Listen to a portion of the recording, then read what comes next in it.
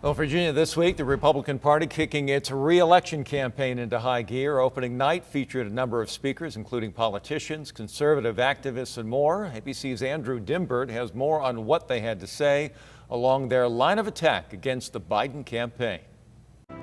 Opening night of the Republican National Convention, GOP leaders unite behind President Trump, applauding his handling of the COVID-19 pandemic and taking action to boost the economy, formally nominating him for re-election. This president has a record of strength and success. The former vice president has a record of weakness and failure. What was billed as a convention celebrating the success and optimism within the Republican Party started off with speakers painting a bleak picture of what would come if Joe Biden were elected. Don't let them destroy your families, your lives, and your future. It starts by rejecting radicals who want to drag us into the dark and embracing the man who represents a bright and beautiful future for all. Sticking to the uplifting tone Trump promised to deliver, the night's keynote speaker and lone African-American Republican Senator Tim Scott delivering this personal message. Our family went from cotton to Congress in one lifetime.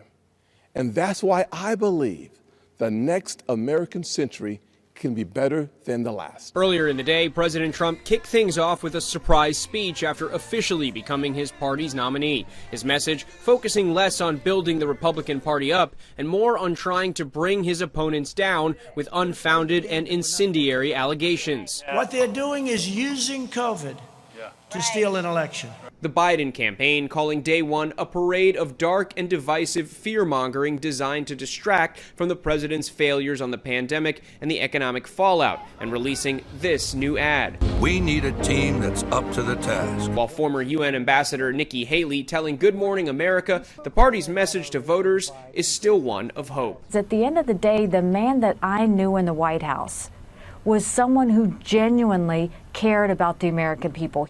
And the convention continues tonight with First Lady Melania Trump taking center stage. She'll be delivering her speech from the Rose Garden at the White House. Andrew Dimbert, ABC News, Washington.